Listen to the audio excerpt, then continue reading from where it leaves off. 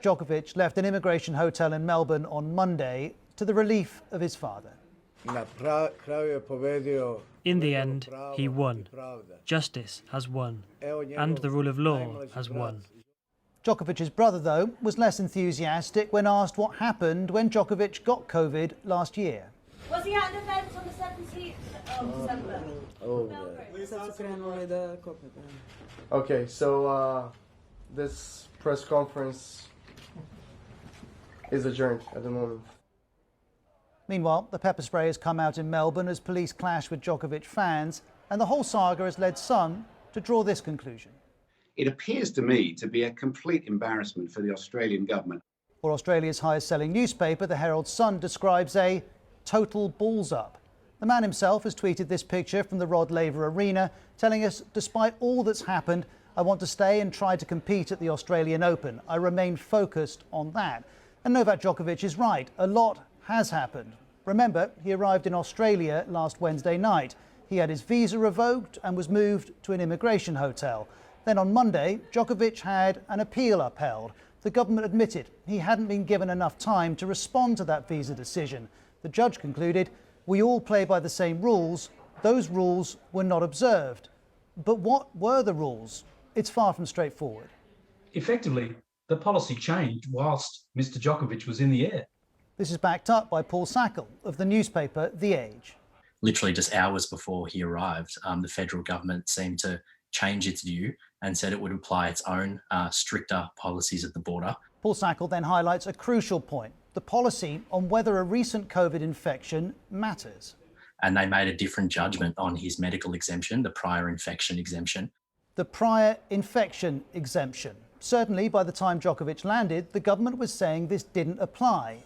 But Tennis Australia had been saying something different. In a letter on December the 7th, it told players, you may enter Australia with an overseas medical exemption certificate. One category for an exemption was a recent PCR-confirmed COVID infection after the end of July.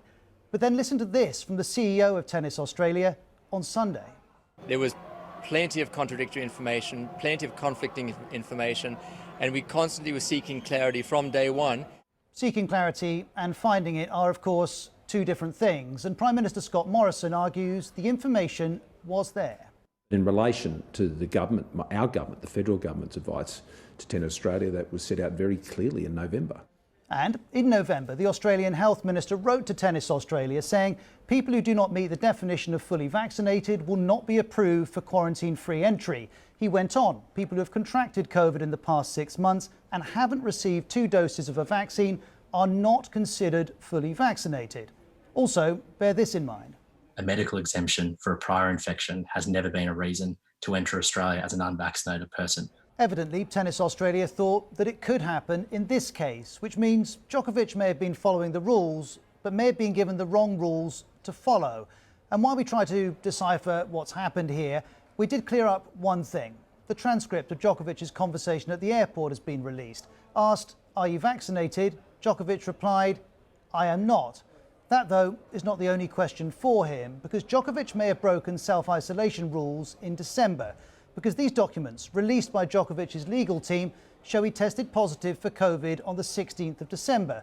The test and the result were on the same day. We don't know when he was told. Also on the 16th of December, Djokovic attended a ceremony for a new stamp in his honour and shared this picture. The next day, he was at a tennis centre in Belgrade, where trophies were handed over to the young talent by the favourite tennis player of this region. On the 18th, the French newspaper L'Equipe did a photo shoot with Djokovic in Belgrade. And as BBC Reality Check reports, Djokovic was tested in Serbia, where you are required to isolate for 14 days following a positive test. That doesn't appear to have happened in those 2 days, and Djokovic has not addressed why. Also, you'll remember when his family were asked. Okay, so this press conference is adjourned at the moment. In the middle of all of this, we also don't know if Djokovic was planning to miss the Australian Open unless he happened to get COVID. And while we're poring over these unknowns, the judge's ruling on Monday left the Australian government with a choice. Let Novak Djokovic stay, despite him not appearing to meet rules that all Australians have to follow, or deport the men's tennis world #1, which would mean barring him from the country for 3 years after he appears to have done what was asked of him.